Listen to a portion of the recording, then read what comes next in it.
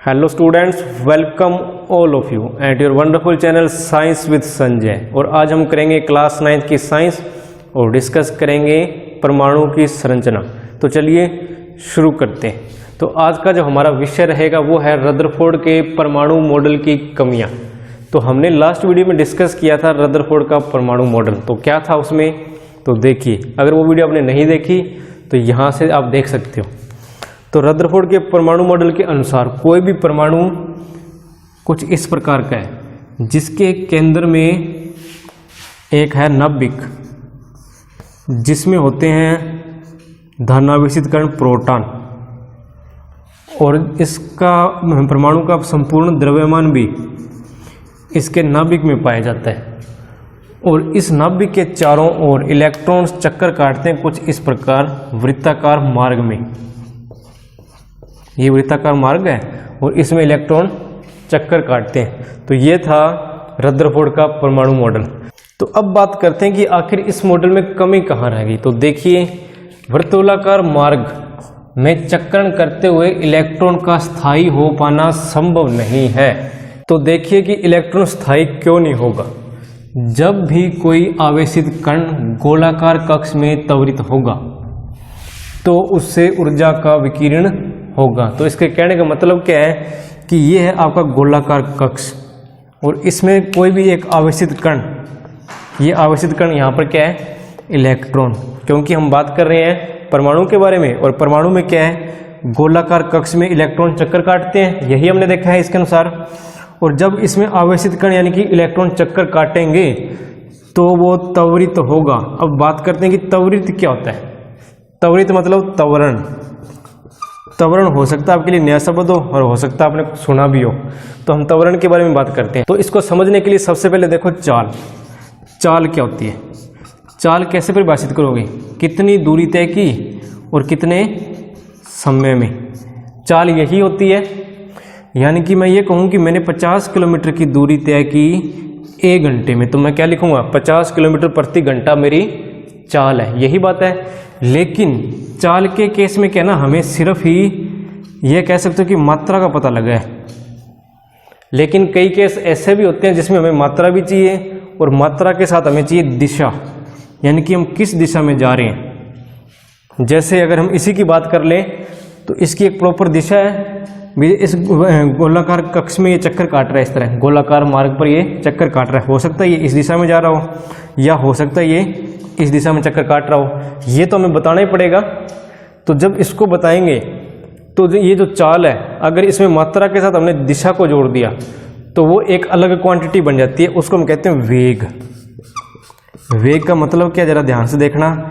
इसमें क्या है, मात्रा है और मात्रा के साथ दिशा भी है। हम इसमें ये बताएंगे कि कोई भी कार 50 किलोमीटर प्रति घंटा की स्पीड से जा रही है, स्पीड यानी कि चाल से जा रही है, और वो जा रही है आपके पूर्व से पश्चिम दिशा की ओर, यानी कि इसमें मात्रा भी है और दिशा भी है। तो उस क्वांटिटी को हम कहेंगे वेग।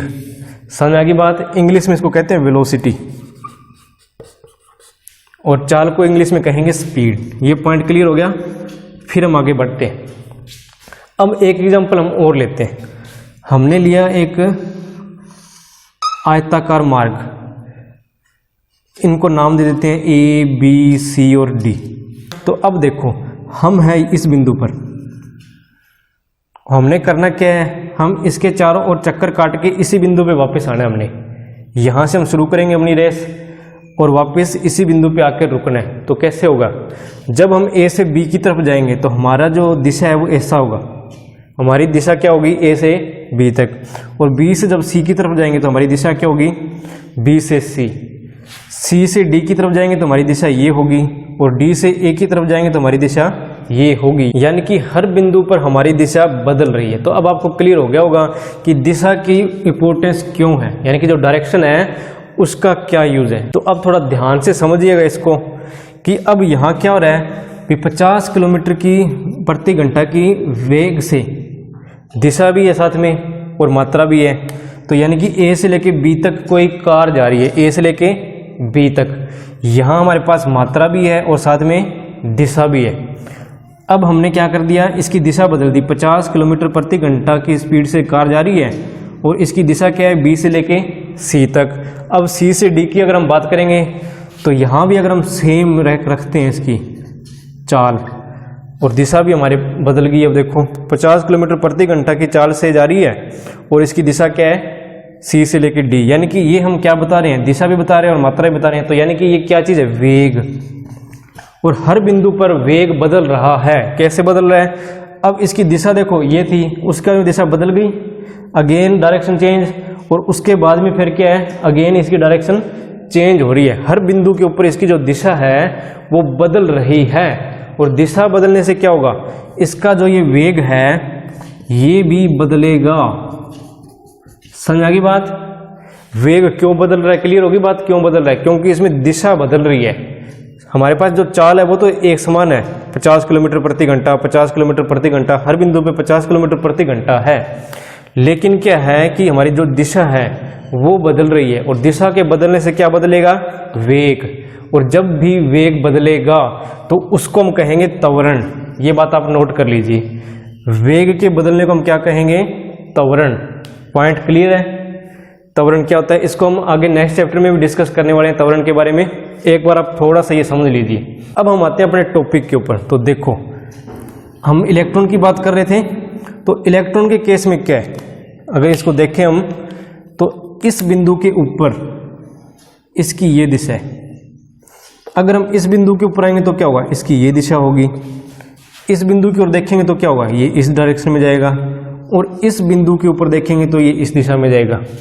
और इस बिंदु पर देखेंगे तो ये इस दिशा में जाएगा। यानी कि हर बिंदु पर इस इलेक्ट्रॉन की, यानी कि इस आवेशित कण की दिशा बदल रही है। चाहे हमारे पास इसकी स्पीड एक समान हो, लेकिन फिर भी दिशा तो बदल रही है। तो इसका मतलब क्या है, इसमें क्या है, त्वरण। तो इसीलिए इन्होंने शब्द यूज किया त्वरित। तो एक बार फिर ध्यान से पढ़ो इसको। जब भी कोई आवेशित कण गोलाकार कक्ष में त्वरित होगा, तो ये गोलाकार कक्ष है, इसमें ये आवेशित कण है, त्वरित होगा। पता लग गया, त्वरित हो रहा है, यानी कि इसकी दिशा बदल रही है। इसके वेग के कारण इसकी दिशा बदल रही है, तो उससे ऊर्जा का विकिरण होगा। और जब इसके अंदर त्वरण उत्पन्न होगा तो इससे क्या होगा, विकिरण निकलेंगे कुछ इस प्रकार के, यानी कि रेडिएशंस इसमें से निकलेंगे, ऊर्जा निकलेगी इसमें से बाहर, इस आवेशित कण में से। और जब भी किसी आवेशित कण में से ऊर्जा बाहर निकलेगी तो इस आवेशित कण की जो ऊर्जा है वो कम हो जाएगी। और ऊर्जा कम होने से क्या होगा, देखो अब ये है नाभिक, और हम मान के चल रहे हैं कि सबसे पहले यहाँ है आपका इलेक्ट्रॉन, ये इसके चारों ओर चक्कर काट रहा है। और ये इलेक्ट्रॉन और ये प्रोटॉन ये एक दूसरे को आकर्षित करेंगे। क्यों, क्योंकि इसके ऊपर ऋणावेश है और इसके ऊपर धनावेश है। ये एक दूसरे को खींचने की कोशिश करेंगे। अब क्योंकि सारे का सारा धनावेश यहाँ इकट्ठा हुआ है और ये तो अकेला इलेक्ट्रॉन है, तो ये क्या करेगा, इसको अपनी ओर खींचेगा। लेकिन इसके पास पर्याप्त ऊर्जा है और ऊर्जा के कारण ये इसकी तरफ नहीं आएगा। लेकिन क्या होगा, जब इसने ये चक्कर काट रहा है तो इस बिंदु के ऊपर क्या होगा, अगर इसने अपने विकिरण को मुक्त कर दिया, यानी कि ऊर्जा मुक्त हो गई विकिरण के रूप में, तो क्या होगा, इसका जो चक्कर काटने वाला ये गोलाकार मार्ग है वो थोड़ा छोटा हो जाएगा, क्योंकि इसकी ऊर्जा कम होगी। तो इसका जो चक्कर काटने वाला जो रास्ता है, गोलाकार मार्ग है, वो छोटा हो गया। छोटा होते होते अंत में क्या होगा, अब इस बिंदु पे फिर इसने विकिरण मुक्त कर दी, ऊर्जा मुक्त हो गई इसमें से। एक बार फिर यहाँ इस बिंदु पे फिर इससे ऊर्जा मुक्त हो गई। तो धीरे धीरे करते करते क्या होगा कि ये जो इलेक्ट्रॉन है इस नाभिक से जा टकराएगा। क्यों जा टकराएगा, क्योंकि गोलाकार कक्ष में कोई भी इलेक्ट्रॉन स्थायी नहीं रह पाता। क्यों स्थायी नहीं रह पाता, क्योंकि इसमें त्वरण होता है, और त्वरण होने के कारण ऊर्जा का विकिरण होगा। ऊर्जा का विकिरण क्यों होगा ये आपके सिलेबस में नहीं है, तो आप इतना ही समझ लो कि जब भी किसी इलेक्ट्रॉन में त्वरण होगा तो उससे क्या होगा, उसकी ऊर्जा मुक्त होगी विकिरण के रूप में, और विकिरण के रूप में ऊर्जा मुक्त होगी तो इसका जो ये मार्ग है वो छोटा होता जाएगा। छोटा होते होते इतना छोटा हो जाएगा कि जो इलेक्ट्रॉन है वो नाभिक से जा टकराएगा। और जब भी इलेक्ट्रॉन इस नाभिक से टकरा गया तो हम क्या कहेंगे कि ये जो परमाणु है वो स्थायी नहीं रह सकता। देखो इस प्रकार स्थायी कक्ष में घूमता हुआ इलेक्ट्रॉन अपनी ऊर्जा विकिरित करेगा और नाभिक से टकरा जाएगा। नाभिक से टकरा गया, उसके बाद में क्या होगा, अगर ऐसा होता तो परमाणु अस्थिर होता। अगर ये इलेक्ट्रॉन इस नाभिक से टकरा जाता तो ये जो परमाणु है वो अस्थिर होता, लेकिन ऐसा तो है नहीं। परमाणु तो स्थिर होते हैं, स्थायी होते हैं, जबकि हम जानते हैं कि परमाणु स्थायी होते हैं। स्थायी क्यों होते हैं, इसके पीछे क्या साक्ष्य है, क्या सबूत है भी जो परमाणु है वो स्थायी होते हैं? तो इसका हम कुछ भी सबूत ले सकते हैं, क्योंकि हमारे आसपास की जितनी भी वस्तुएं वो किससे मिलकर बनी है? परमाणु से मिलकर बनी है। चाहे ये मार्कर ले लो, ये भी तो परमाणु से मिलकर बना है। अगर मान के चलो इसका जो परमाणु है अस्थायी है, तो हो सकता है ये कल को कोई और आकार ले ले, किसी और रूप में बदल जाए, ये भी तो हो सकता है। लेकिन ऐसा होता तो नहीं। क्यों नहीं होता? क्योंकि जो परमाणु है वो क्या होते हैं? स्थायी होते हैं। तो ये जो रदरफोर्ड की जो थ्योरी थी, परमाणु मॉडल था, तो इसके अनुसार हमें ये पता नहीं लगा कि परमाणु स्थायी क्यों होते हैं। इसके अनुसार तो परमाणु अस्थायी है, लेकिन हम कह रहे हैं कि परमाणु तो स्थायी होते हैं। तो इसी कारण रदरफोर्ड का जो मॉडल है इस बात को ढंग से समझा नहीं पाया कि जो परमाणु है वो स्थायी क्यों होते हैं। इसी वजह से इसका जो परमाणु मॉडल है वो फेल हो गया। तो ये आप नोट कर लीजिए। रदरफोर्ड के बाद में एक वैज्ञानिक और आए जिनका नाम था नील्स बोहर। उन्होंने भी अपना मॉडल पेश किया जिसका नाम था बोहर का परमाणुविक मॉडल। तो इनके अनुसार क्या था, देखिए। इनके अनुसार किसी भी परमाणु के केंद्र में होता है उसका नाभिक, जिसमें उसका पूरा धन आवेशित होता है और इसके चारों ओर चक्कर काटते हैं इलेक्ट्रॉन। यही है, इसके चारों ओर कक्षाएं बनी होगी कुछ इस प्रकार, जिनमें इलेक्ट्रॉन चक्कर काटेंगे। तो इन्होंने जो रदरफोर्ड के मॉडल के अंदर जो कमियां थी उनको दूर करने का प्रयास किया। कैसे? तो देखते हैं। तो इनके अनुसार क्या है, ये तो है नाभिक, जिसमें क्या होते हैं? प्रोटॉन। और इनके अनुसार जो इलेक्ट्रॉन्स है इन वृत्ताकार मार्ग में चक्कर काटते हैं और इनको नाम दिया गया कक्षाएं। एक नाम इनका और है कोश, या तो हम इनको कोश भी कह सकते हैं या कक्षाएं भी कह सकते हैं। और इनके अनुसार क्या था, इन अलग अलग कक्षाओं की जो ऊर्जा स्तर है, यानी कि इनकी जो ऊर्जा का स्तर है वो अलग अलग है। जैसे हम इसको नाम दे देते हैं के, इसकी ऊर्जा सबसे कम है। इसके बाद में एल, इसकी ऊर्जा के से ज़्यादा है।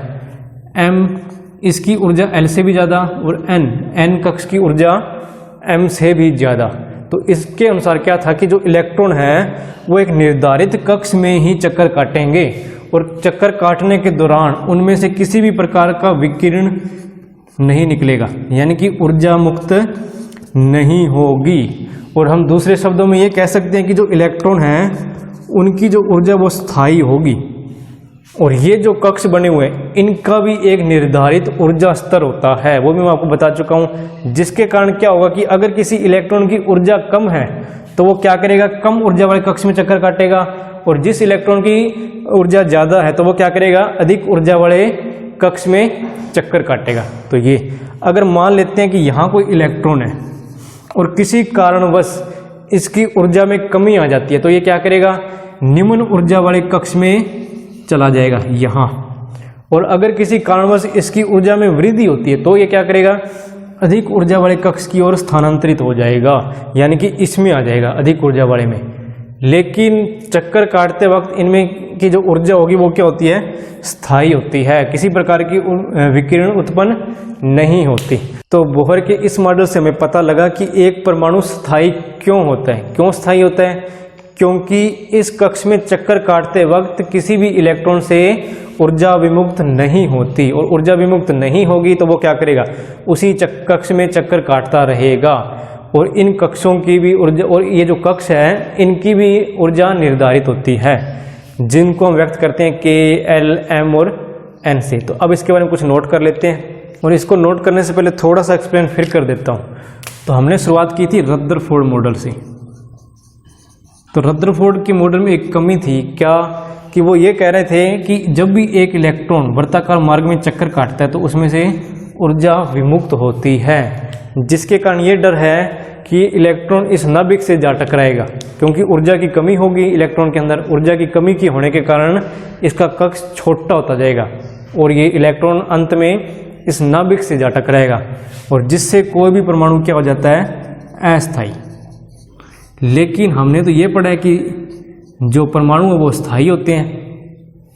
तो ये हुआ कैसे? तब बारी आई बोहर के मॉडल की। तो इन्होंने उसी की कमी को दूर किया।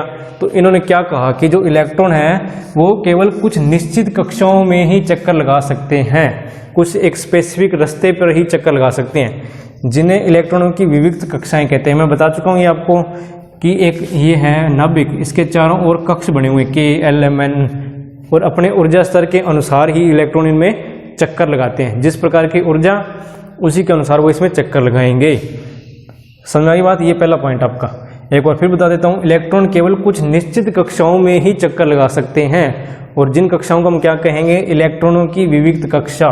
समझ में आ गया पॉइंट? अब सेकंड पॉइंट देखते हैं। जब इलेक्ट्रॉन इस विविक्त कक्षा में चक्कर लगाता है, अब हमने रदरफोर्ड मॉडल में क्या देखा था, एक थ्योरी ने हमें ये बताया कि जब भी इलेक्ट्रॉन इसके चारों ओर गोलाकार मार्ग में घूमेगा तो उसमें से ऊर्जा विमुक्त होगी, विकिरण निकलेंगे उसमें से। लेकिन बोहर ने क्या कहा, देखिए, जब इलेक्ट्रॉन इस विविक्त कक्ष में चक्कर लगाते हैं तो उनकी ऊर्जा का विकिरण नहीं होता, यानी कि ये जो विकिरण निकल रही है ना, ये नहीं निकलेगी। तो हमारी प्रॉब्लम सॉल्व हो चुकी है। अगर इसकी ऊर्जा नहीं निकलेगी तो क्या होगा, जो इलेक्ट्रॉन है वो अपने रास्ते के ऊपर चक्कर काटते रहेंगे। तो ये कहा इन्होंने। एक बार फिर, जब इलेक्ट्रॉन इस विविक्त कक्षा के में चक्कर लगाते हैं तो उनकी ऊर्जा का विकिरण नहीं होता। तो ये बात उन्होंने कही। और ये जो कक्ष थे, इनको एक नाम हमने और दिया था, कोश, और साथ में इनको हम कहते हैं ऊर्जा स्तर। देखो, इन कक्षाओं को ऊर्जा स्तर भी कहते हैं, और इनको हम निरूपित करते हैं K, L, M, N से, या काउंटिंग से 1 2 3 4 से, के द्वारा दिखाई जाती है। ये जो ऊर्जा स्तर है, इनको हम कैसे दिखाएंगे, K, L, M, N से, या 1 2 3 4 से। इसको डिटेल में आगे और स्टडी करेंगे हम अभी। तो ये है आपका बोहर का परमाणुिक मॉडल, नोट कर लीजिए। और इसके साथ नोट करना अपने ये डायग्राम। अब तक की परमाणु संरचना में हमने सिर्फ 2 ही अपरमाणु कणों के बारे में बात की है, वो है इलेक्ट्रॉन और दूसरा क्या है, प्रोटॉन। इलेक्ट्रॉन पर होता है ऋणावेश और प्रोटॉन पर होता है धनावेश। और जो प्रोटॉन का जो द्रव्यमान है वो इलेक्ट्रॉन से कई गुना ज़्यादा होता है। लेकिन अब हम बात करने जा रहे हैं न्यूट्रॉन के बारे में। इनके अलावा भी एक अपरमाणु कण और खोजा गया जिसको नाम दिया गया न्यूट्रॉन। ये खोजा गया 1932 में जे चैडविक के द्वारा। तो अब देखिए इसके बारे में क्या कुछ है। यह एक अनावेशित कण है, यानी कि उदासीन कण, जिसपे कोई भी आवेश नहीं होता, और द्रव्यमान इसका होगा प्रोटॉन के बराबर। इसको हम n से लिखते हैं, ये भी देख लो, इसे n से दर्शाया जाता है। अनावेशित कण है जिसके ऊपर कोई भी आवेश नहीं होता, और द्रव्यमान किसके बराबर होगा, प्रोटॉन के द्रव्यमान के बराबर। Clear point. हाइड्रोजन को छोड़ के सभी परमाणुओं के नाभिक में न्यूट्रॉन होते हैं, हाइड्रोजन के नाभिक में न्यूट्रॉन नहीं होते। अगर आपको 1 मार्क्स में पूछा जाए कि एक ऐसे परमाणु का नाम बताओ जिसके नाभिक में न्यूट्रॉन नहीं होता, तो क्या लिखोगे, हाइड्रोजन। Clear point. यानी कि एक हाइड्रोजन के अंदर न्यूट्रॉन नहीं होगा, बाकी सभी परमाणुओं के नाभिक में होता है। ये भी आप पॉइंट याद रखोगे कि नाभिक में क्या होता है, न्यूट्रॉन। और अगर किसी भी परमाणु, ये परमाणु आपका, ये इसका नाभिक और ये इसके चारों ओर वृत्ताकार कक्षाएं। तो अब इसका अगर द्रव्यमान निकालना हमने इस परमाणु का, तो कैसे निकालोगे, प्रोटॉन कितने हैं प्लस में न्यूट्रॉन कितने, यानी कि इन दोनों का जो द्रव्यमान होगा वही कुल द्रव्यमान होगा इस परमाणु का। समझा की बात। जैसे हम सपोज कर लेते हैं लिथियम या हीलियम की बात कर लेते हैं। हीलियम का परमाणु क्रमांक होता है 2, यानी कि इसके अंदर 2 इलेक्ट्रॉन है और 2 ही प्रोटॉन। तो इसका परमाणु द्रव्यमान कितना होगा, 2 प्रोटॉन है और प्लस में 2 ही न्यूट्रॉन होंगे इसके अंदर, तो प्लस में 2, तो इसका द्रव्यमान कितना होगा, 4। समझा की बात। ये 4 कैसे आया, 2 प्रोटॉन और 2 ही न्यूट्रॉन का जो द्रव्यमान है वो कुल द्रव्यमान होगा इस परमाणु का। तो ये है न्यूट्रॉन, नोट कर लीजिए। और आज के लिए इतना ही। अगर वीडियो पसंद आई है तो लाइक कर दें, कमेंट कर दें, शेयर करें दोस्तों के साथ। और इस चैनल को अगर सब्सक्राइब नहीं किया है तो सब्सक्राइब भी कर दें। और अंत में जाते जाते एक छोटा सा क्वेश्चन आपके लिए, तो आपने इसको सॉल्व करना है। लिथियम एक परमाणु है जिसका परमाणु द्रव्यमान है 6 यानी कि 6, प्रोटॉन की संख्या है इसमें 3। आपने बताना है न्यूट्रॉन्स की संख्या, और इसका आंसर आप दोगे मेरे को कमेंट्स में। याद रखना ये बात, इसका आंसर कमेंट्स में आना चाहिए। और जो फर्स्ट 5 स्टूडेंट्स इसका आंसर मेरे को कमेंट में देंगे उनके नेम अनाउंस करेंगे हम नेक्स्ट वीडियो में। तब तक के लिए बाय बाय।